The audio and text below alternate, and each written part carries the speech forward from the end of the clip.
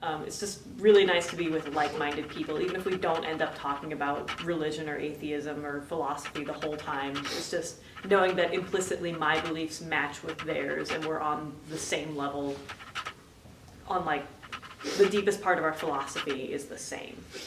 So it's really comforting. My grandma, she regularly goes to church like 3 times a week or more. She's involved or affiliated with other like religious groups for widows and widow workers and all that fun stuff.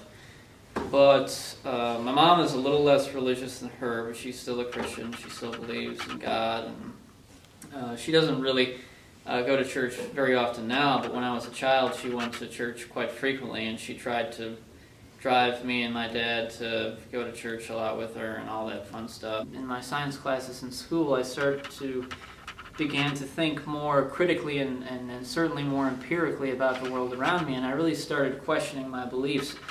And eventually I came to the conclusion that all the things I was taught were total lunacy, a complete ridiculous fantasy, for a myriad of reasons.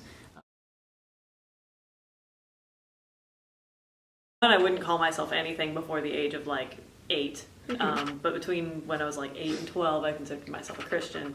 And then after that, I was like, this doesn't make a whole lot of sense to me. So after I was about 12, I had like one short period of time where I went to church camp and I was like, Jesus exists. And then like after a week being away from church camp, I was like, yeah, no, I'm still an atheist.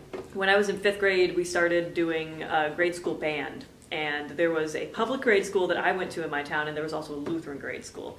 Obviously, the Lutheran grade school full of Lutherans who believed in creationism. And I remember one day, they got bussed over to use our band room because they didn't have their own band facility. They would co-op with us for band. So one day, I remember, I have no clue who told them this, but I was putting my instrument away in the instrument room, and this group of Lutheran girls came in and cornered me and were like, we heard that you believe in evolution. You know that's wrong, right? You know you're going to hell, right? And like just berating me.